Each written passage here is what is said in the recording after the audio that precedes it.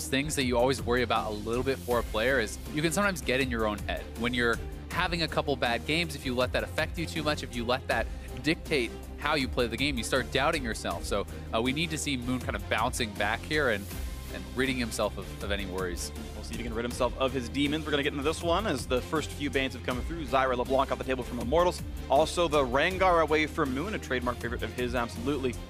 Shen and Galio so far banned away from the FlyQuest side.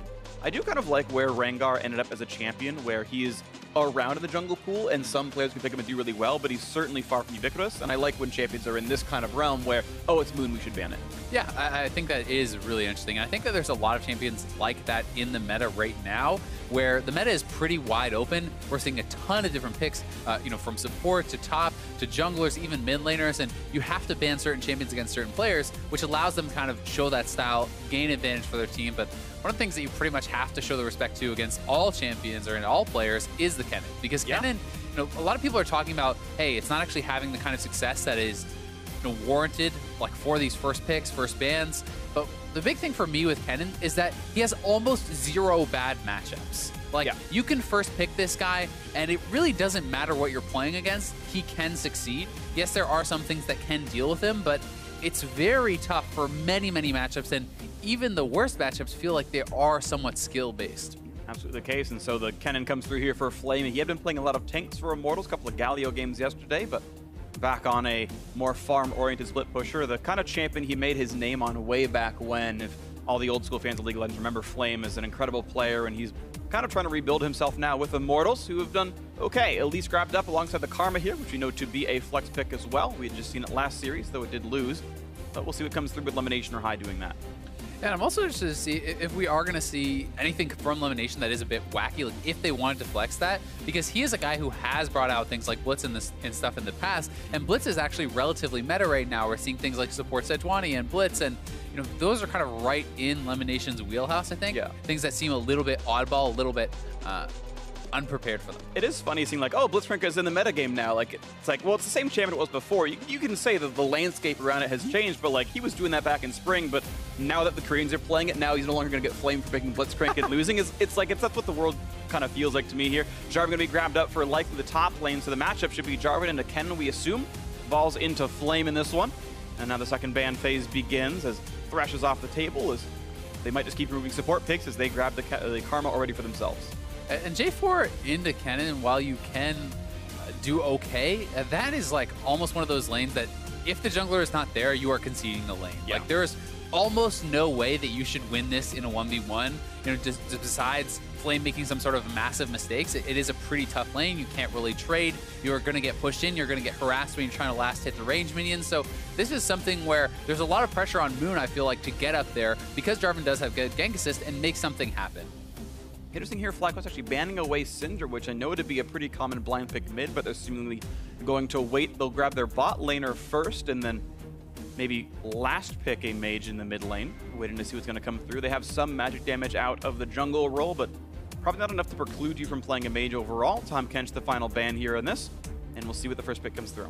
I mean, Haya is a guy that likes to play some different stuff in the mid lane. You know, he is a guy who has brought out a lot of assassins, even sometimes pretty questionably, like the Cassid and Blind play against Echo Fox, where he kind of famously got smashed in lane by Froggen's Lucian, like that being a very tough matchup. So we do now see Ziggs. Theoretically, it could go mid, but very likely going to be in the marksman role for WildTurtle, which could open up something like a Jace or a Talon or a Zed for High.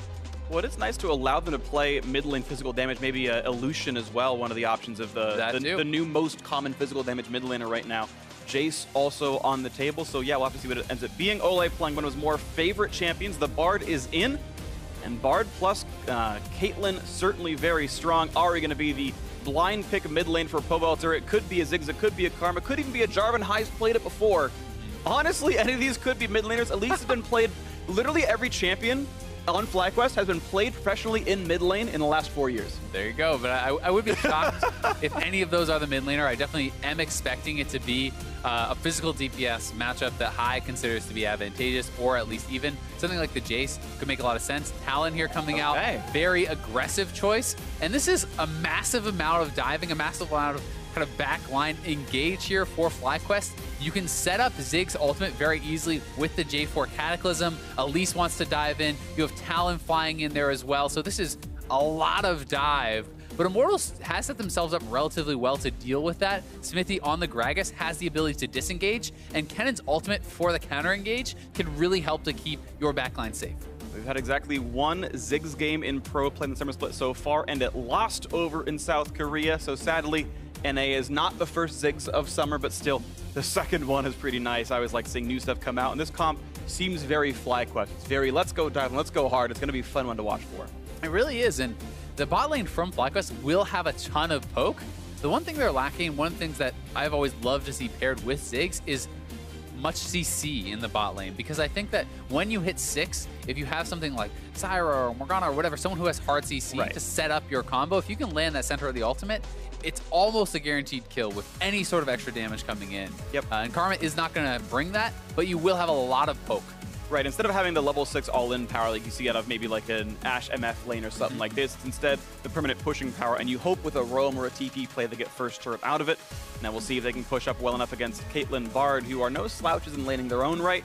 It'll be fun to watch for in that bot lane 2-on-2, but we are ready to go into this one. Immortals have dropped down to 2-1 after a loss to Team Envy last night, but certainly still strong players in their own right. FlyQuest hoping to add something in the win column for the first time all split.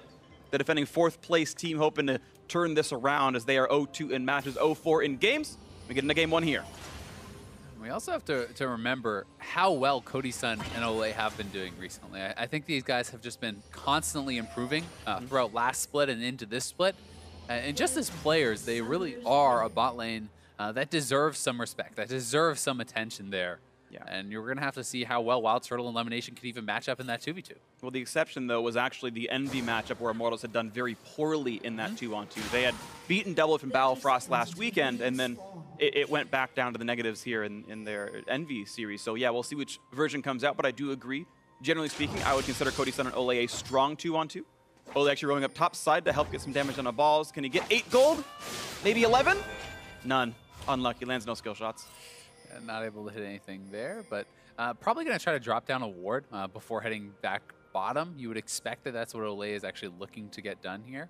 Also interesting to note that Cody Sun did not decide to go with a Doran shield. He's not worried about getting poked out too much. You know, you would think a lot of players would have wanted to go for a little bit more of that safer option against Ziggs Karma, who has an overwhelming amount of poke. And you know, those two champions should be out laning like the Bard, right? The Bard is not really known for the laning prowess.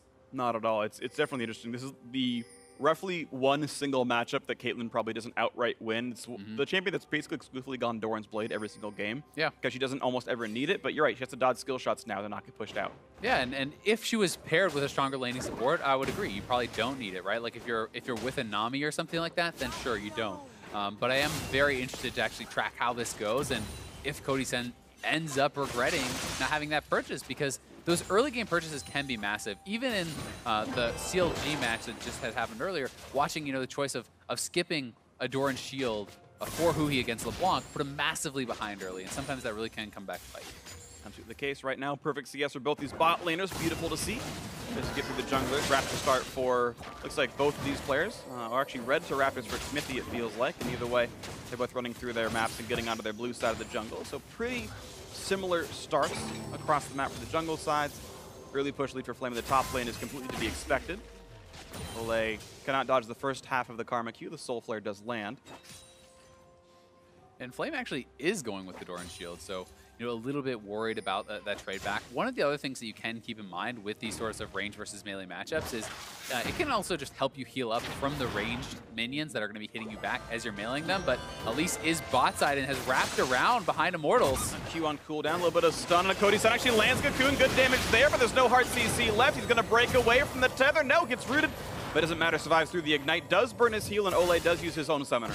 And Cody Sun actually survives without having to blow his flash there, which is pretty big, but he's going to be pretty scared now, as the Ignite is not available, but still, if you get hit by 1 or 2 more skill shots, you're definitely going to have to get out of there, and you have to keep in mind the ability at level 3 for Elimination to go for a tether flash to secure that route. And he's going to get damage on Cody Sun. The second chunk won't land, but he is going to get hit by the bouncing bomb, and Cody Sun's got Warlords and a Doran's Blade. If he doesn't get touched again, he will sustain back up. But how likely is that going to be possible? The wave is actually pushing away from him. Cody has to get farther and farther away from safety. And there's still 2 camps in the bot jungle, or the east jungle for Moon to clear, meaning it's not outrageous to go back to the bot lane after 2 camps. And it's also not outrageous for them to all in as soon as they hit level 3, you know, with Lemonnation and WildTurtle. If Cody Sun steps too far forward, you really can go for those tether plays. Root hits Olleh. WildTurtle does not go for the satchel or anything else, so not going to be much, but damage traded back and forth. And now Bard looks like level 3, able to put some of these healing potions down, but look at that, more damage coming through, chunked again. And Cody Sun, already 18 to 20 CS, going to be worse after this recall completes. I mean, obviously a lot of that was to do with the gank, but how much healthier would he be with the Doran shield here, right? With that poke. So you do heal up a massive amount, but High now going to be the target. That's a nice thing right there, forcing the flash out. And I really like the mind game with Gragas here. Xmithie comes in, you can go for a body slam flash, but the respect has to be given over by High, because if he gets hit with that, the charm will follow up, he is likely dead. So knowing that, Xmithie doesn't even flash, just throws the body slam forward, and High still has to answer with his own summoner. Yeah, it's actually really beautiful stuff. I definitely like the play, and again, it's correct on both sides, just the rock, paper, scissors was played better by Xmithie, flashed down for several minutes. We'll see if a repeat gank comes in. And a lot of it is just about the fact that it's a 2v1, right? So in an isolated 1v1, you know, maybe you can call that an outplay, but in this situation, I think High had to flash there, because if he does not and he gets stunned, he's almost certainly dead. You're not going to be able to late flash after that charm hits you. And now good damage out of Flame for River Battle, pretty standard for the attack damage Kennen. And I got to give credit to Balls, though, for catching back up pretty well in farm. I went and looked at Balls' games heading into this match. He'd actually done, I would say, very well in his matchup against Looper, and he had got outplayed by Someday. I would say that Someday did better than him, but he did as well as Looper. And you know, Balls had been a player that I think had been maligned a fair bit here back when the spring split started. And like, oh my god, they kept Balls in the lineup, this team's going to be garbage. And he's actually been, I would say, holding his own generally pretty well as a player. And again, losing matchup here, equal farm, not bad. Yeah, and to be fair, Someday is one of the strongest laners in the league. Oh yeah. That guy is ridiculously good, and I'm looking, not able to really find anything there. Does get a bit of a chunk though. You can see this game is just very close. 100 gold separates the 2 of them. Jungle actually a pretty big farm difference in Xmithie's favor, because Moon did spend all that time ganking. And at the end of the day, if the farm doesn't actually stratify much in the bot lane, you can see Cody Sun 32 to, well, okay, now it's 41 for WildTurtle, so it has finally, you know, gone up for the Ziggs. But Xmithie got to take the entire Krug camp away as a result of the Moon bot lane gank, and that gets some of that gold back, of course. Yeah, it definitely does. And you know, for the top lane so far, it has been going pretty well there for Balls. Cody Sun going to take a lot of damage here, actually. Yeah, had to flash. He would have gotten knocked up right there, or would have gotten rooted, I should say, by the Karma Tether. A nice satchel plant by WildTurtle, actually, the satchel charge, I should say, broke Cody Sun out of his 90 caliber net. But one of the things you can attack against the Jarvan is actually the mana pool, right? Like, you can actually start to really wear him down, and Balls, I think, for him, was able to pick up some of the honey fruit and actually get that back there. But Kennen is resourceless, essentially. I mean, yes, you do have energy, but you're never going to be pushed back to the lane because of that. Then you build into lifesteal. So both of your like resource bars, so to speak, are very, very difficult to ever attack. And over time, Flame should be able to establish more and more of an advantage. Wait to see it. We'll see if that does come through right here. Still, Cody Sun forced to last it under a turret. Turtle took a little bit of aggro, but he's okay right now. And they're starting to get these little chips down on the turret. Lemonnation getting his 15 gold per auto thanks to his Frost Fang. Flash traps are done. Olleh wants the flank. Here comes Xmithie down to the bot lane. Flashes are available. Lemonnation going to land the root. Nice satchel. Beautiful out of WildTurtle. But the flash not going to be a root, but it will be a slow. Lemonnation staying alive. Ignite into Olleh. I'm not going to land. Olleh should stay alive throughout that one, but a really amazingly well-played 2v3 by FlyQuest, stay alive. 3 summoners down for 3 summoners. It's an equal trade. That was actually sick from Turtle, but Xmithie just got 6 off the minions here. Still has his flash available, so they do have to respect that.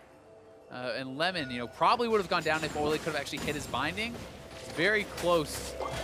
Little differences there keeping him alive. But Turtle deserves so much credit for this satchel because they know the play is coming in. He knows what he's looking to do. You have to interrupt that body slam right off the bat because otherwise Xmithie will flash with the body slam and it will be uninterruptible at that point. But he interrupts it so fast at the start of the body slam that he's not actually able to follow through with his flash. Really, really nice stuff. Just gets the knockback, and it does well with it. Olleh only got the slow out of that Cosmic Binding, so out they all went. And again, 3 summoners for 3 summoners. That gang didn't have a huge tangible gain. The health bar trades were almost equal as well. We get back to a pretty close game right here. Top lane still equal, mid lane +5 for Pobelter. You'd expect in a rangeless melee matchup. High I gotta say, doing pretty well for a matchup that probably looks bad, and he got ganked in.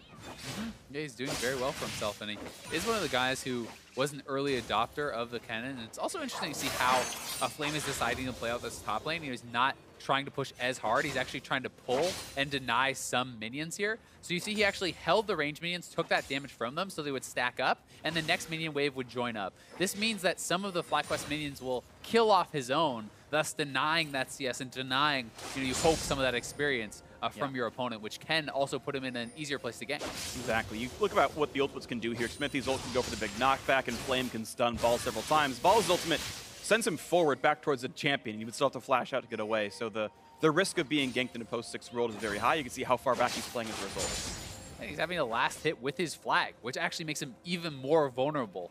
Because if that flag is down and Gragas comes in, you don't have much of a way out. But thankfully for him, he is playing it pretty smart. Has his wards up. So holding pattern so far, still playing the laning phase, and the lane is pushing back towards balls now, so he'll get most of this farm back, even though it looks like it's -17. It's more like -7 or something like that. And he'll get some more back soon enough. I do like that Cody Sun bought up a Cull, by the way. He will probably be able to turn that into the extra bonus goal by the end, and it's more sustained for a very harass-heavy lane, so a bit nice there. You don't buy early vamp cycles on Caitlyn because you're going for an Infinity Edge, so it's a nice sort of stopgap to make you a bit more sustaining in lane like this. Yeah, I definitely think it makes sense. I do wonder how the lane would have looked had he purchased the Doran Shield. I agree. Even on that first time he was forced back, he could have gone that route. Yes, there is life still provided by the Cull, but it is kind of a greedier purchase, and Xmithie is back with the flash, remember, and the ultimate. We'll see if he can make that play happen. Turtle got slowed, flash to get away, but the knockback is there. No way out. First blood comes through for Olleh. And Bartoldi just to buy a bit more time to keep the rest of the team off, and there will be no gank for Moon. Well done from Immortals. Not perfect execution as the body slam flash was actually missed by Xmithie, but it was a smart play in combination with the Bard. You come in there, you're able to force it out, and Xmithie does hit that ultimate very well, which is going to net them the first blood and get them that lane pressure, which is so important against the Ziggs, because the Ziggs really wants to be moving around the map, getting down that first turret, and then pushing around and starting to knock down turrets to accrue that early goal. Absolutely good stuff out of them. Lemonnation now wants to hold the lane, and you can see Olleh doing his job and trying to make Lemon not keep freezing, and you can see here Lemon actually has to go for last hits. He'd actually die if he kept tanking the wave plus the Bard, and at a certain point, Olleh just backs up anyway. But yeah, it means Lemonnation has to take the wave instead of freezing it. And here's the play again. So Xmithie is moving away from the minions to set up for the body slam flash, but he is not able to actually connect with it. He didn't get enough distance, and the turtle flashed very quickly, so they do get out. But it's a good call out on Lemmonnation's play and the response from Olleh, because if Olleh actually bases at that time, not only does WildTurtle collect that 10 or so CS that was building up, but you deny about 5 or 6 CS, so almost a full wave from your opponents. So that actually creates like a 15 CS difference. Just the fact that Olleh stayed, forced it to be pushed in, allows Cody Sun to be basically caught right back up when he could otherwise be down 15 or 20. Yep, actually really significant there, and it's just interesting to see the rules that come out there, right? Support stays, the other support stays, and you have this like mind game that goes forward based on how well your opponents are playing. Nice charm, nice chunk right there, and these caster minions, yeah, he needs to rake them. They were going to be one shot by the turret, and High, again, within 3, pretty solid. And again, that was despite getting ganked. His flash is back up, and there has been no further gain since that Xmithie gank, but he's made bot lane look good. Still farmed well. The flash does not get the stun. Olleh only the slow here for Lemonnation. More CC, more knockups. This time the snipe's going to come through, and Cody Sun gets his first kill of the board.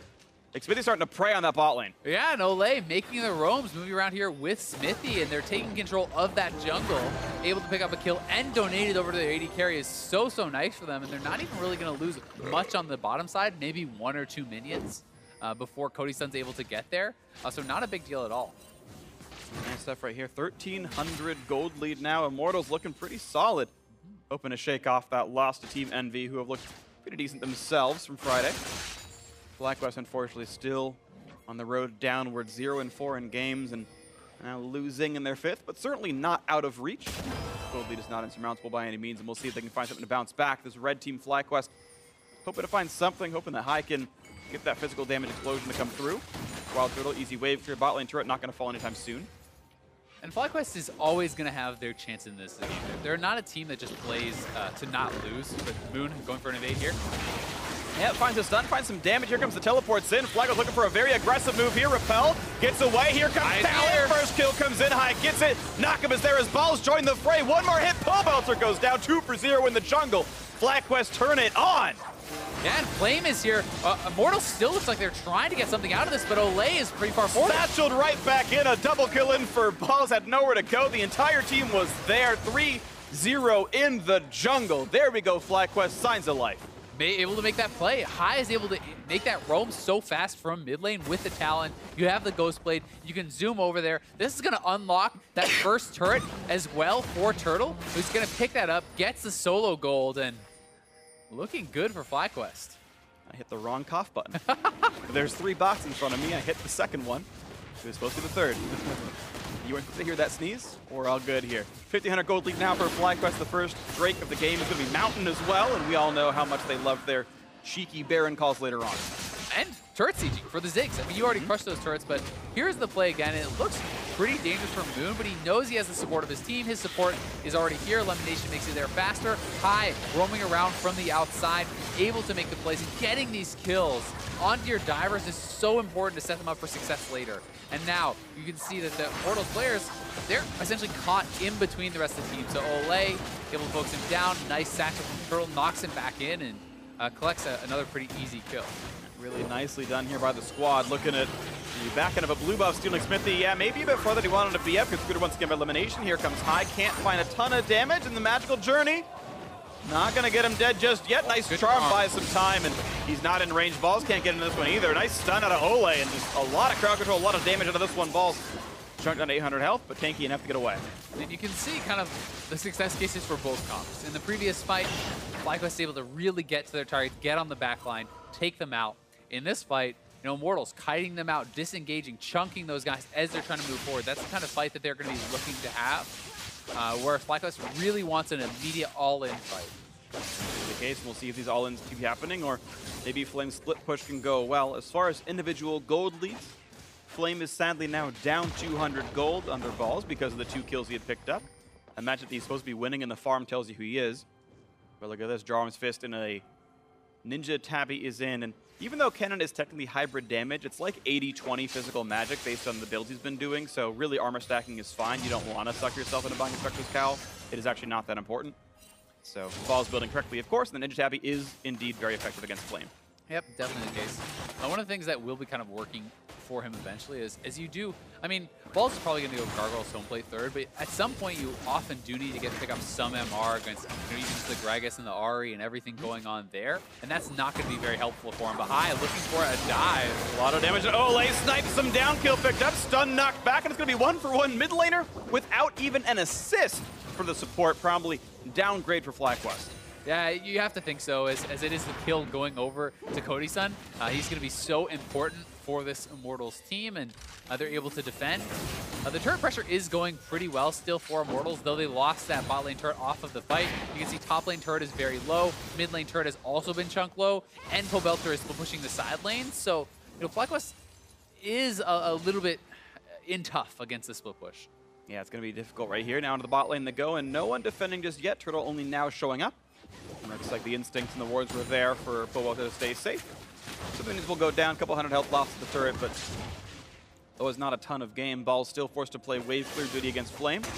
Didn't get too much damage last time. Balls pops the shield, stays alive a bit longer, but you still seem to think that Flame will keep the push lead, and needed to chip down on that turret over time. Has his own Ninja Tabby to make it even easier to stay alive against his Jarvan. Nice stun, a little bit of damage. Attacks for the red buff, puts him on fire. Xmithie runs away. One of the nice things working for Balls, though, is he's actually going to be building towards that Titanic Hydra. And when he has that Titanic completed, you can actually clear out the waves so ridiculously fast that it becomes harder for Kennen to actually get up to the turret. Let's see if he can do that eventually, though. So hoping the minions can push forward. But yeah, Balls holding on pretty nicely. Mid lane siege stymied quickly enough. Cody Sun and Olleh have done pretty well wave clearing. Xmithie the same. Hyde went down to the bot lane, pushed in, now roaming back up towards mid, hoping he can force a rotation bot lane and find another dive, maybe in a 4v3. Teleports up for Balls and Flame soon, but not exactly at this second. And the turret taking very, very little damage at a time. There is decent ward coverage for Flame, so as far as a Moon gank, he can see 2 of the likely gank routes into him. So Flame feels pretty safe pushing like this. And it's also very hard to actually all in into the Kennen with the ultimate up. We've seen Kennens be able to turn around some of those 1v2 scenarios, and as long as your team keeps up pressure in the other lanes, if they commit multiple members to the top side, you should be able to get something done elsewhere, which can mean it's sometimes not even worth the trade if you get the kill. Absolutely the case, so we'll see what that ends up being. 500 gold lead right now for FlyQuest, holding on to this mid game. 4-3 in kills, and Parkour sends High back to the top side of the map, looking to maybe backfill this lane as Ball says, I need to recall, I need to buy my Titanic Hydra or something, and High will wave clear the next wave or two and keep that turret alive. Actually, Flame decided he wanted to match recalls himself and won't go for turret damage. I feel like there was a point where Xmithie probably could have pulled the trigger and knocked that down with an auto attack or two, but Immortals did not go for that play. They will wait and pick it up later on, as they've been having Pobelter split in the bot side, and this actually will be a turret picked up, and so the 1-3-1, slow and steady leads here for Immortals, other than the fact that mid lane has been going the FlyQuest way. Nice little ult by Olleh, forces them all back, and that wave will get cleared. It was actually pretty smart there, just being able to buy some time, and threaten that engage. Even though Xmithie wasn't really there, it does push them back, and it means they get that bot lane turret, don't give up top. Now got Flame the time to get back to the top side, so he can start continuing the pressure there. And Immortals are just going to continue to look to kind of chip away at them. We'll see if they can get these chips in. See what flavor they are. It's going to be right now waiting around near the honey fruit. Honey fruit flavored chips may be coming in, as Moon wants an Infernal Drake. Spawning in 15 seconds. Some hot chocolate out from Olleh. Lots of food coming in, I guess. What exactly does honey fruit taste like, Freak? Just like honey? No, but it does taste like Lemmonnation's dead suddenly. I don't know what he got caught by, but he got stunned up by Olleh. He's gone. Assist to Xmithie. I guess Xmithie landed a body slam flash and an ulti. That's what it was. Props to Xmithie for setting up the off-camera kill. I'm deducing based on the lack of summoner spells on him, and now actually it creates the 5v4 in Immortals' favor with Lemonnation nowhere on the map. Xmithie's Gragas has been so good this year, and it meant that balls had to come down to mid lane. Now Immortals just has to back off, play passively there, because they're getting an edge on the top side, and they're playing this push and pull very, very well, and likely going to see this body through the flash. Yeah, Xmithie just camping out on that pink ward. Pretty much perfect engage there. High not going to be able to get taken down. Just trade of ultimates. Pobelter is trying to chunk him out to go for the Infernal. Well, it does mean Lemonnation has respawned. Ball's on the top side, but Flame is walking down through the jungle, so there will be in about 10 seconds time if he doesn't just steal the red buff himself, which looks like, yeah, Flame's going to steal a red buff. He's like, guys, I have a buff to kill. Let me just steal that away first. This feels more important to me. And looks like Moon will not be there in time to stop him, so Immortals will take the smaller but more secured upgrade. And once again, back down to this Drake, and this time Ball is about the same place as Flame, but it's been started with 3. Cody Sun cleared at the mid lane, now has rejoined the team as well. Now, will there be a fight? Vine not going to land. Here comes the team. They're going to fight for it. Here comes High on the side. TP in for the first side, and TP flanking for Balls. He's there, finds one, forcing him back. Knockup is there, gets the kill into Cody Sun. Moon still alive on the back side. Drake at 2,000 health, and Xmithie back outside the pit. He's ready for a body slam. He's ready for a flash. He can't. Oh, he can satchel over, but doesn't get the steal in time. High still in the chase, knocks down Olleh. That's 2 plus a Drake so far. Knockup will land on a Pobelter to make that a third, a double kill for High. And FlyQuest win these scrappy fights every time. Yeah, and they're going to get 3 kills for Noah and the Infernal. Very well done from them. And the TP ward was so much better for FlyQuest. Flame kind of wandered in from the far side, but he cannot really commit to the fight by himself. Whereas Balls comes in from the back. They get the kill on Cody Sun. And here it is again. And this TP is just so much more effective from Balls. Already there early. Once Cody Sun is down, so much of that consistent damage is out of there. Pobelter is also very low on mana, which means there's really no danger to kind of chasing for these kills. Pobelter cannot fight back, and Immortals overstayed their welcome and really gave FlyQuest the kind of fight that they would want. Really nice stuff right there. Cody Sun sadly died with flash up. He didn't see the cocoon. I think it was going through the wall from Moon, but either way, a nice shot by him. And good follow-up by Balls and the rest of FlyQuest. So good pick off there. And Cody Sun, who was up so much in gold, in fact, still individually 700 above WildTurtle, was destroyed without getting any damage off in that fight. And it's also very problematic that Jarvan keeps getting kills in this. It's like Flame is working to slowly eke out the edges in that 1v1, but because Balls continuously is picking up these kills, he's actually going to be ahead in gold regardless, and now has these double Drakes, and High as well is extremely strong. So you have the diving pair there who are going to be able to put so much threat on the Cody Sun that his gold lead doesn't really mean that much if you can't actually do a lot with it. Absolutely, and speaking of doing a lot with your items, I gotta give a shout out to High. He went double lethality before any defensive stats at all. Not even going for the one that gives magic resist, it's the other lethality items that have no defensive stats, and he's still gone almost deathless, 4 kills in this one, doing amazingly well on the squad, so definitely making the Talon work, and that early-ish Ziggs pickup for WildTurtle to set up this physical damage mid laner working pretty well so far. Yeah, it really is. And WildTurtle has not been like a big part really of these fights, but being able to bring that second part of the damage and also so much sieging power now that he has Lich Bane completed as well. If they can ever get to those turrets, he's going to be able to knock them down like hilariously fast. Yeah. Ziggs is also very good with the neutral objectives. Oh, there we go. Out they go. Looks like Olleh doesn't want to stick around. Of course, there was the rest of FlyQuest around. And again, I want to come back to, I love most FlyQuest compositions. The fact that they are willing to do a bit of new things, right? There's only been one other Ziggs game of the summer split. And you can say Ziggs is meta, Ziggs is not meta. No one's willing to play it. Pretty much anyone. And they said, you know what? But Highest Talon is so good, let's get a comp that fits it. Ziggs obviously in many ways complements a Talon well. It's magic damage to your team profile. As you mentioned, sieging, when you've got a melee mid laner without escape tools, it's hard to knock down turrets, so it's WildTurtle's duty to do that. And this synergy has gone well. Turtle picked up the Ziggs, doing well on it, and it allows Hyde to do what he's doing here. Exactly, and I think that this composition makes a lot of sense. You know, whether you want to argue the Ziggs is fully meta or not, especially in the 10-ban world that we're in, you can make a lot of compositions work because you can ban out the things that would really disrupt it. You have a lot more flexibility to allow people to shine on the champions that they are very comfortable in. And for High, the Talon makes a lot of sense, and he's very strong at it. And when you have a champion like that people also will not have had a lot of practice against, it can be very powerful. We'll see what they can do with this one now. Still, the gold very tight, 400 gold apart. It's not a lot. Make that 1,000 now as WildTurtle knocks on the top lane by himself. But a knockback on a High, turns invisible.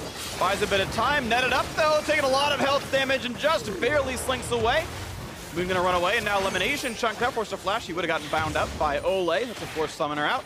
And that is quite a large amount of damage done by the Immortal squad. Also, WildTurtle got picked off on the sides. Congratulations to Pobelter for making that one happen into the river. Now rejoins the squad and mid lane likely to fall as a result. And as soon as Turtle is down, that is most of your safe wave clear. So you're for sure going to lose this one turret. The question is, can they continue pushing and actually try to threaten two? FlyQuest almost has to look for a fight to defend a turret rather than just wave clear because it is pretty tough for them. Absolutely the case. So back again to a 200 gold difference. And we can watch this 1v1 pick off by Pobelter. I mean, if you hit the charm, even if you don't, it's just, you're instantly dead. Ziggs is so ridiculously squishy. He's built not even any HP, let alone any magic resistance, that even if Pobelter misses his charm and his Q, you can probably kill him with just R and W very easily. Yeah, and Ignite for good measure just in case, but you're absolutely right. Good pick off all the same, and nice try High, but that one's going to go over to Flame, taking the Scuttle Crab now. Will despawn before the Drake actually comes up on the map, but it's free gold regardless. You can't hate that too much. Gotta say, it's really fun watching High, how he actually flies in and out of the fights on the Talon, especially with Storm Raider Surge. You know, even in that last fight, utilizing the Storm Raider Surge proc from Xmithie to be able to run out when he was very low HP. He's one of the guys who I think plays this best as far as entering and exiting the fights and really playing those limits very, very closely on the Talon. Really agree. Great player on the champion. It's always fun to see their styles come through. And if we go back into a slower holding pattern game, it's interesting because we have several kills, but they've all been at the exact same time. Then we go back to the 1-3-1 over and over again. Zhonya's Hourglass done for Pobelter makes High's job very difficult in trying to make a 1v1 kill. High himself has a Hexdrinker done, which makes him tankier against Pobelter the same. We'll see if anything more comes out of this one. As High has had the push lead, but Flame's going to take that lane back without too many issues. Xmithie holds into mid as they wait for Cody Sun to reach in the mid lane. Nice stun right there. A lot of CC, and Olleh's gonna go down. Moon gets the kill. Credit for that one. Stepped a bit too far forward looking for wards, and FlyQuest had the ward control. Yeah, they definitely did. And Immortals had focused almost all their pink wards on the top side. Not long ago, they actually had 3 or 4 in a line there, which FlyQuest have been clearing out. So when FlyQuest focuses your vision on bot side, it's very dangerous to actually face check into that. They get caught. Well, looking for more on this one. Can they pick him up? Yeah, they just keep running forward. And actually, oh, the synergy. I'll talk about it in a second. 1 kill picked up, and yeah, there he is. The reincarnation means nothing. Olleh, of course, still dead. Now the chase onto Xmithie. High wants this one. Can he get in? Varkor's over the wall. Goes for a second one. Follows with the Q. Here comes the knockups. Here comes the damage. 3 straight kills now. Right in time for Baron to be in their faces. 28 minutes into this one. Xmithie dead. No smite steal. This is all FlyQuest. Yeah, the Baron is theirs for sure. And I don't even think Pobelter can kill the Infernal before they can rush down and actually beat him. So Pobelter is just trying to even take out those Scuttle, perhaps. Not even able to do that. And it's going to be a Dragon and a Baron for free. The jungler's still dead. I actually love that Jarvan Talon has synergy. You can parkour the Jarvan ult walls. It makes sense, but I didn't think about it until I saw him parkour into the pit in a fight and back out the other side. That is awesome, and FlyQuest now in a great spot. They are. They're really doing a good job utilizing this composition. Their divers are so strong. You have that assistance from Turtle with the ult. They see Cody Sun just up too far. Not enough protection for him. And despite having those summoners and the GA, he's just going to go down a second time. And you need to be so careful as this Immortals team, because the engage range that FlyQuest has is insane. You're never going to be able to outrun a Talon at this point. It's like he has Moby boots and he can hop every single wall. You don't get away. All the out of combat movement speed from his lethality, the Yomu's active, etc., etc., and of course he can pass the kill off wards as well. So FlyQuest looking pretty solid on double Infernal Drake plus the Mountain. We'll see what more they can grab, of course, with this Baron buff. They've got all the tools they need to make even more of this one. 2 minutes, 20 seconds left on that. 3/3 of the normal duration. They've used the first minute to get that Drake and reset on the map. High maybe looks for a dive, but Pobelter, of course, does have his Zonias available. Won't happen just yet. And you've got to say, Immortals still relatively close in the gold department, so this is definitely not over by any means, while FlyQuest, I actually think it's a bigger deal that they have double Infernal than the gold lead that they have at this point, which isn't that big. We'll see how much they can actually pick up with the Baron, because a Flame is moving down. Good ultimate. CC. Cosmic Binding into only a single man stun for Flame. Nice job by Balls to kind of zone out the front line. Moon goes down, the 1 kill for Flame, but yes, into the back line they go. 2 kills picked up in return for FlyQuest, looking for a bit more. And I might have actually lied about the Cataclysm interactions. I thought I saw it in the previous fight. It didn't actually happen, so maybe I'm just wrong about all of this. But either way, the siege continues. 4 versus 3 on the map. Baron buff still on, and this lead just pushing farther forward. WildTurtle going to save his satchel until the next turret. Yeah, and I mean, the Lich Bane plus a passive auto is almost half HP from a turret. Watch Turtle's auto on this turret right there. He does throw it. That's 1 auto plus a W. It's already gone. And Charm is on. Good damage there, but he's still pretty tanky. Ball's trying to run away. A couple more shots would do him in. Gonna get the shield, gonna get away. The frontliner stays afloat, and middle inhibitor is down in the 31st minute. FlyQuest increasingly far ahead now, looking to the bot lane. The respawns are coming though for Immortals. The health bar is getting a bit low. Balls can TP back in if they need him, but out they go. Turtle can just 2-hit the turrets practically at this point. And now the gold lead has really ballooned. And it's all about the dive here. So, Immortals look like they have a pretty good start to the fight. Cody Sun's able to get a fair bit of damage, but they're not really tracking high coming in from the bot lane. He actually walks past the ward, as you can see on your mini-map, and he's able to come in here, find that entrance into the backline with Turtle's ultimate. That AoE combination shreds Pobelter, the support, and takes down the AD as well. So yeah, they got Xmithie in that one. Those are the two who are separated on that side. Small credit to WildTurtle as well, who had actually gotten the Satchel charge out to help zone out Flame. He was knocked back by Satchel, then knocked up again by Balls, so was never able to get in for any more of that CC combo. As we mentioned, Stone Plate done for Balls. We use plenty tanking in the front line. High's got his Guardian Angel, which helps suit Assassins quite nicely. And the roughest part about this for Cody Sun is he doesn't have really any lifesteal built up. Yes, he has Warlords, but he doesn't have any MR either. If even just Ziggs hits an ultimate on Caitlyn, that's more than half of your health gone, and likely close to 3/4 or even 80%, because he has the death cap already completed, and it's so hard for him to even enter the fights to use this gold that he has built up, because he doesn't have Karma and a Lulu and an Ivor and things like this protecting him. Yeah, Locket not yet done for Olleh. He went Redemption first item, which maybe not worth it at this point. Another turret goes down, 8 turrets to 3, and FlyQuest, once they get a lead, have really turned off the tempo. And done a very good job of coming back from some questionable early game deficits now. Lemonnation forced to kite back. Once the shield's on, here comes the dive. Ball's going to force one out. And look at the trade of a couple of summoners. Ulti's going to miss right here and High.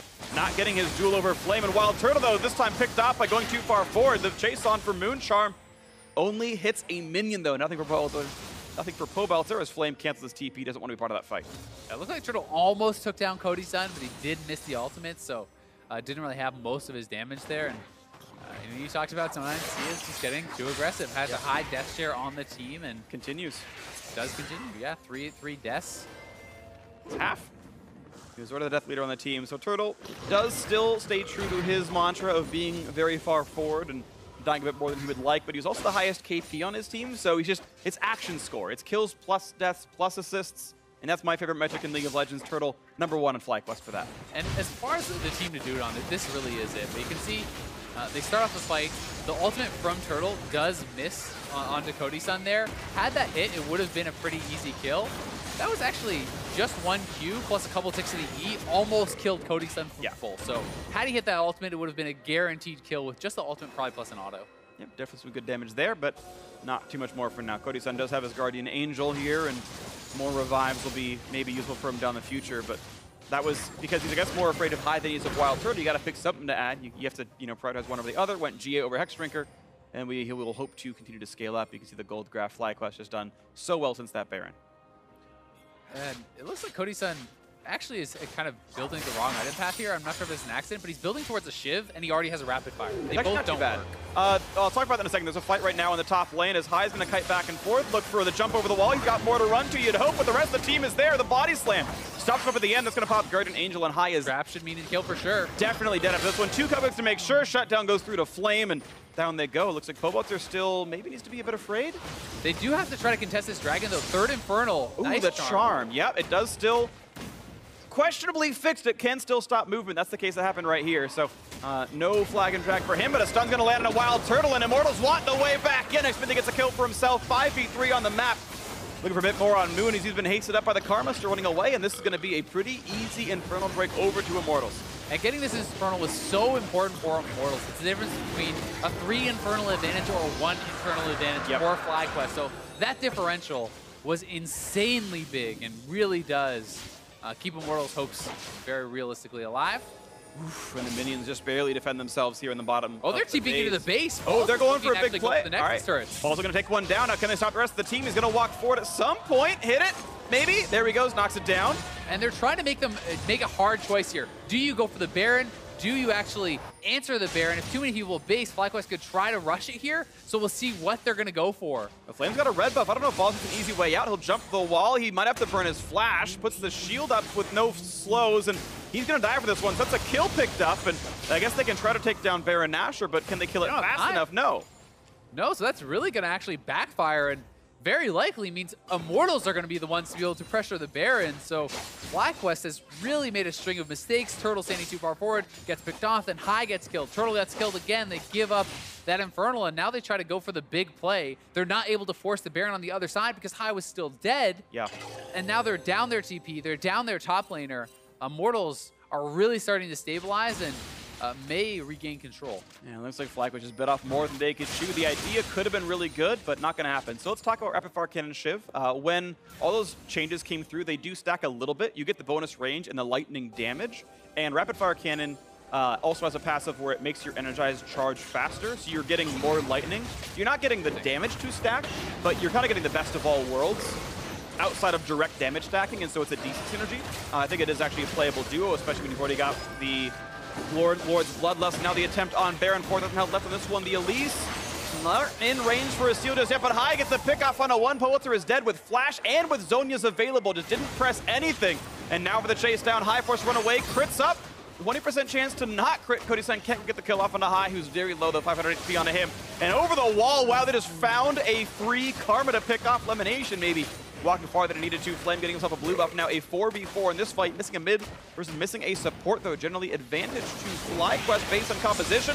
Knockup is there. Going to find Xmithie. Going to get that kill picked up. And look how tanky Balls is in the front line. Pops the shield, walks away. And Hai's pushing mid, so they're going to go for the inhibitors in this game. They might win the game if they can stop recalls. I mean, it's so easy for an Elise and for a Ziggs to stop backs. No one can stop the Talon by himself. Otherwise, the rest of Immortals still stuck out here. Pobelter, 13 seconds till the revive. They're going to run away through the magical journey, and I think it's only inhib. Pobelter is back up in 8. The turret should not die in time, but Hai at least gets that, and they can always run back towards Baron. This game is turning into a mess, and now Flame is caught out on the wrong side. Decided to try to just use a base instead of TPing out of there, and may get chased down. Well, he's got Flash, he's got TP. If he wants to buy time, he can. It's now 4 back alive for Immortals, and Flame is still buying a lot of time. WildTurtle, maybe it's a bit risky to go for this. Bad flash by Flame, dies for it anyway, but he's going to find himself a quick Google Elimination. Doesn't matter, trade kill comes in, a shutdown is in. Xmithie back alive though, the threat of a jungler might stop the Baron rush, and all said and done, the optimistic look is that Flame traded his life for a Baron. Yeah, it's a lot to unpack though. As I mean, I think he could have just gotten out, you know, just went out with his team and perhaps been able to just walk back to the Baron and delay that way. But he is down and he did blow his summoner plus his ultimate here. But we're at a pretty even point in the game. This is certainly anyone's game, but the players, it feels like they're getting a little bit nervous, a little bit ahead of themselves, a lot of mistakes, people getting caught out left and right, split off from the team. Definitely some questionable choices being made here. Absolutely agree. Certainly not the cleanest of end games here, but we're going to see what else Hai can finagle for himself. Looking again to split push down to the side. He's going to find a ward. So Olleh says back out of my jungle here. The rest of the team still grouped up closely enough that Hai won't get any one-shots. FlyQuest is heading right back to Baron though, and they're going to continue to threaten around this. Flame does have his TP if he wants to join in, and Hai is threatening that flank. Let's see what they find. Right now she's going to be wave clear and farm, and more gold coming in as Cody Sun needs one last item, and I guess that's Bloodthirster or possibly even Death's Dance. Wait, that doesn't build from BF Sword, I don't think anymore, so I'm wrong on that one. So either way, unless you're going for the crazy 100% crit build with an Essence Reaver, that is incredibly unlikely, though I have seen it once or twice. I think against a team, you know, with as much poke as oh yeah, if you're playing Ziggs Talon, I think you want a Bloodthirster. I just think it's a possibility. It would be wrong, but it's a possibility, and I like always thinking of what could be done here. Yeah, and while the Shiv plus rapid fire interaction seems pretty neat, I also feel like you probably want a PD against two divers, right? Yeah. You know, you have the Talon and the Elise, and even this Jarvan dashing in on you, and having PD can be the difference between living and dying, especially once you have that Bloodthirster. But again, balls caught out here. Tanky frontliner cutting back, has Guardian Angel, but look at the damage on him. Oh, look at that ultimate! Nearly gone. The shield is a bit late for Olleh, but the chase is down. High rooted up by a trap. 300, 700 damage out there, and the chase is on stun. Cody Sun has Guardian Angel, still not popped though. He's lifestealing in the back line. Pobelter on the wall. He could die. They're trying to get the pick up. There's the root, and here's the revive. They're going to pick up that one, no problem. 2 picked up right now, 2 dead. And the chase is in. A great body slam by Xmithie. He's going to find Falls, who kites over the wall. The flash for Turtle Charm's going to land. Big shield out of Lemonnation. They're going to force that to be a retreat, but Flame picked up the kill there, and Lemon doesn't have the damage to kill up Pobelter. That should be a 4th kill. They want to chase it down, but they don't just yet. Only 2 alive means a chance to 5v2 a Baron. Yeah, they're going to go right back to Baron. This is the more guaranteed play. They should be able to pick this up for themselves, and that's going to be a huge advantage, especially when you have this Kennen who's getting very strong, and Kennen really looked to split push. Really is doing a great job right here. Flame on the 6% crit, doing plenty of damage there. The Baron goes down, the blink of an eye, and Immortals finally have a great fight and a Baron to push with. And it kind of feels like FlyQuest, you know, they got so much good poke onto Cody Sun that they kind of got baited in. Turtle almost 100% Cody Sun with that ultimate, then is able to land one more Q. This puts him in such a low spot. He's cocooned. They feel like they can just jump forward and take him out, but he survives. He's able to live with the lock and the heal coming out. And everyone had kind of piled in for FlyQuest and went into the meat grinder here a little bit, get shredded by Immortals, and now they get Baron, they get Elder, and they are very ahead at this point. We've got 2.5 minutes to push a lot of the base. As you mentioned, the gold now not very far apart, 1,300. That's basically nothing at this point of the game. The builds are full. Cody Sun's got his Bloodthirster. There's no growth to be had at this point. And now it's all about what they can do with their champions and how they play around the map. And with the Baron and the Elder, they're much more powerful despite the gold lead at this current time. So, you know, we're going to have to see how much they really can get done, because Kennen in a side lane is going to be really tough to deal with. He is sitting in base right now, either waiting for a Mercurial or perhaps threatening a TP, but we'll pot up and probably get back out there. FlyQuest is going to need to find a really good engage. I mean, their composition kind of, it's harder to execute because you have divers. You can't really slow play a fight. You can't really go frontline versus frontline.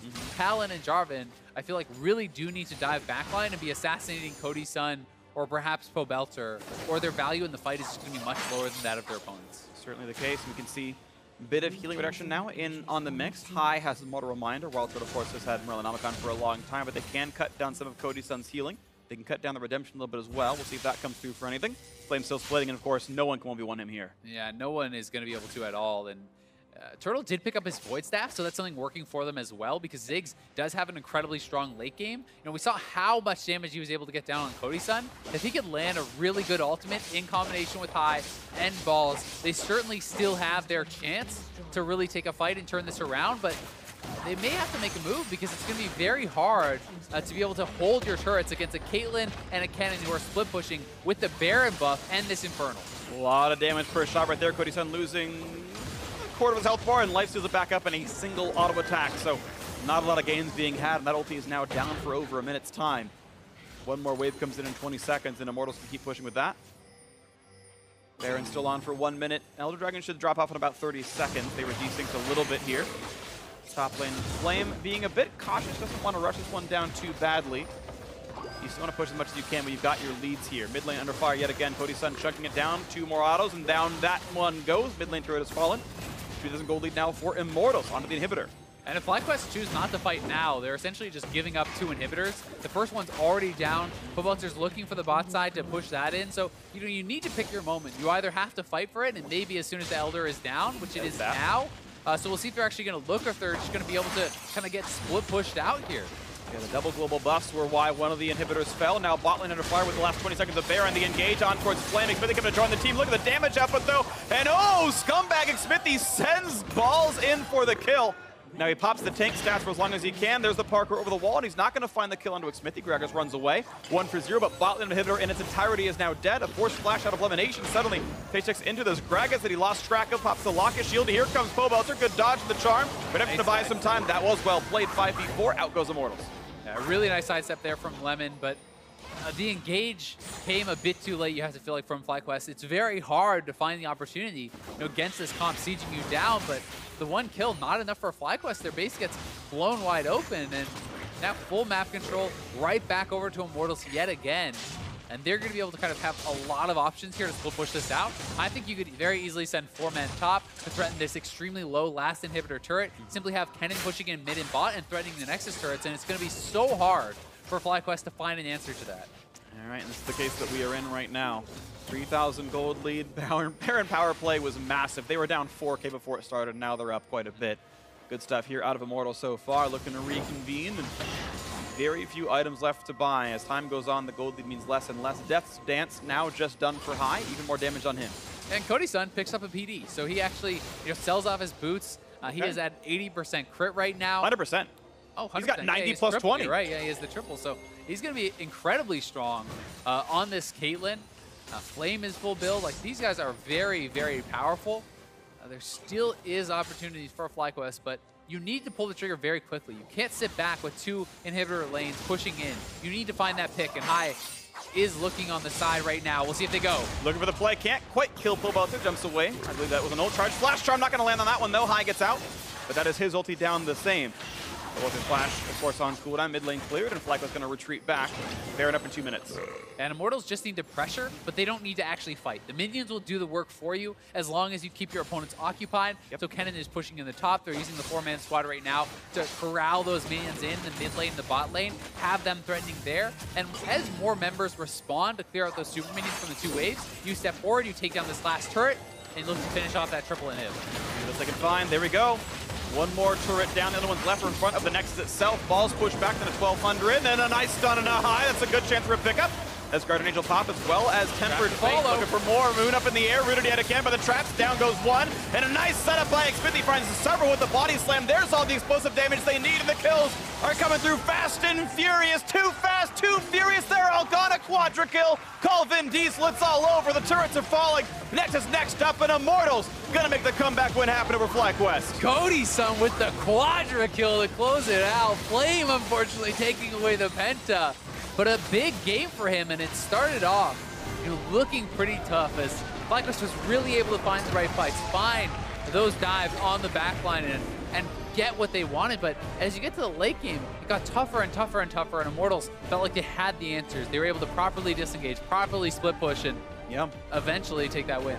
Yeah, they waited it out well enough. I gotta say, there were definitely some misgivings from FlyQuest. I think some questionable choices. The balls TP into the base to take a 200 health turret and then die and give away Baron control when the team was dead anyway, so they couldn't rush it back. Like, there were definitely some mistakes out of FlyQuest here, but it was a very interesting game. I still like what the comp could have done. They really did win it. The fact that they got an inhibitor and half a Nexus turret off their first Baron power play, like, this clearly could have worked.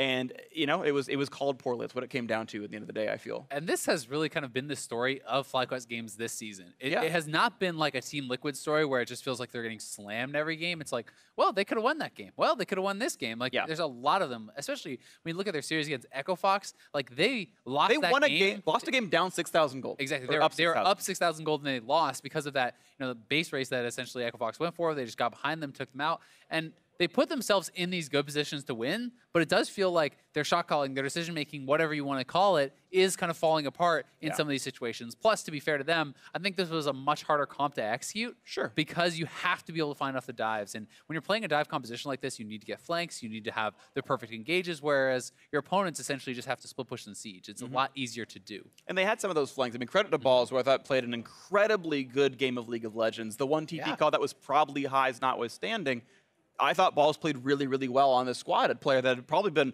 maligned so much, but that's the way it went. Immortals did play better. We have a replay I want to show you of the final team fight that got Immortals the win right here, and it was so good from them. Yeah, I mean, this was really well done from Immortals, but this one was essentially all over but the Crying at this point, and they're able to get the body slam, knock high right into the team, and GA is almost worthless against Caitlyn because of the trap interaction. So the trap is already primed as soon as you spawn. You're instantly trapped up, guaranteeing the headshot, and Cody Sun with 100% crit, just flying forward, taking everyone out, barely missing out on the penta. Just still well played. Yeah, a really good game for him. And Cody Sun, even in lane, did do pretty well. He picked up some early kills. It was just kind of in, I don't know, the first 8 minutes early mid-game or whatever, and the very early laning stages, he was having trouble. But some credit definitely over to Turtle, who did an insane amount of damage this game.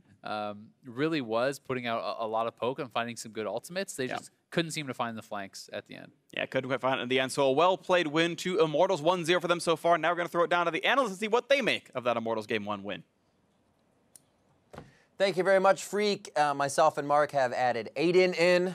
With all of his energy, he now bolsters the desk as we take a look at this game. FlyQuest obviously falling to Immortals here. Immortals not doing it in the cleanest fashion. Both teams a little back and forth throughout the start of the game. I think the thing you have to point out is the draft on the side of FlyQuest. We saw Hermes on stage. Yeah. Obviously the old coach for Immortals last split. And the Ziggs comes through. Yeah, and he picks the Ziggs again, and you have the double ADs, and you're like, wait, what team is this? Here we go, what am I boys. watching? But overall, yes, this comp does make sense. You have Ziggs bring the AP, you have the double AD, backline divers of Jarvan and Talon can control a lot of people, but you do lose out on a lot of things that typical comps have, obviously, with not having as much utility. There's basically none in here. Obviously, you're trying to bring it a little bit with the Karma, but it's not nearly enough for what you're missing compared to a lot of other drafts. Yeah, and then you look at what IMT have. They have a little bit of split push. They have good siege potential. They have great ways to start fights or even disengage some fights. So I think like IMT just have an all-around well-rounded composition where like FlyQuest's kind of had to get that Talon going a little bit. But I do think that Ziggs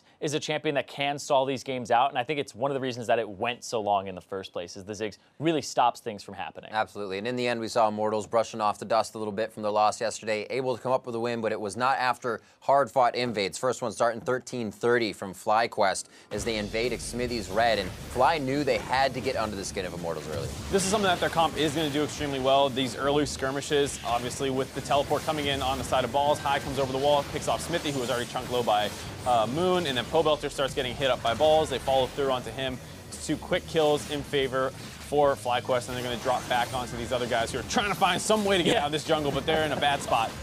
Yeah, that seemed to happen a lot where Flame would just be on a completely other side of a wall from his team. Even after the Baron was like kind of toyed around with, Flame is just sitting in a bush and flashes. It's like this team just seemed a little bit out of sorts in these really crucial moments, but they definitely got it together when it really mattered. And they did have a decent early game plan where they were attacking these Ziggs a lot early on because that's a crucial part, whereas if you put the AP threat behind and the wave clear behind, it's a lot easier to win against this double assassin comp.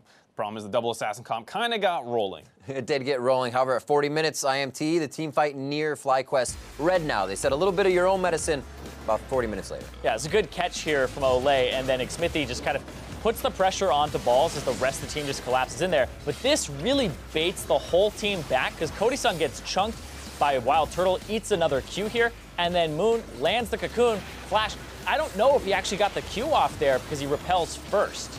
And then there's also a charm there right onto High as he went in stealth. I don't know if Pobelter saw him or not, but at the very least he re-engaged with his ultimate knowing that he had to get involved with that fight. Pobelter actually played that well, baiting High for a large portion of that fight, and then lands another critical charm onto WildTurtle here to help get the cleanup kill. So a good turn after that initial bait that, you know, Immortals looks like they're getting low, but we talk about this extra utility they have, the ability to actually kite back in zone control properly. All those shields. Yeah, tons of stuff coming in that keeps them alive throughout the course of that fight. Yeah, it was really good. I think Olleh actually had some pretty damn good locket usage and redemption usage in this to help reset some of the We were fights. watching one of those Ziggs ults come in, and I was like, where'd the damage go? Instantly locked it down. So smooth play from the team all around, and player of the game, honors going to Xmithie. Moved around the map very well, and most of the picks being created by him. This lock-in, the acquisition that Immortals got for the summer split. Something that's obviously different between Dardoch and Xmithie is Xmithie does a lot of these kind of setup plays. We say that most of the picks were created by him because he's finding these angles to drop his Gragas ultimate on top of people, not playing to get himself ahead. Though Dardoch is playing a fair amount of Gragas now on CLG, both players picking up a little different styles that each other had previously. Yeah, Xmithie being a little bit more aggressive and active early, Dardoch as well, playing things like Ivern as well, trying to be a little bit more supportive of the team. So I like how like the trade happened, and now everybody's kind of like, okay, who really got the better of it? Because like Xmithie does look better than he did before on Immortals. On the flip side for FlyQuest though, I am kind of disappointed that they let this game get away, because after that 1-3 for 0, they had another, they had Baron at some point. They it should be a snowball with that comp. It should be over, but this is one of the things that we always say about them is that they kind of lack some of the fundamentals in terms of closing games out if they can't instantly just win a fight and end the game, and they fell apart once again here at the end. Well, it can only happen for so long before the other teams start to catch up and bite you in the butt on that problem. We'll see if FlyQuest can even up the score in Game 2 against Immortals. Don't go anywhere. You are watching the North American LCS.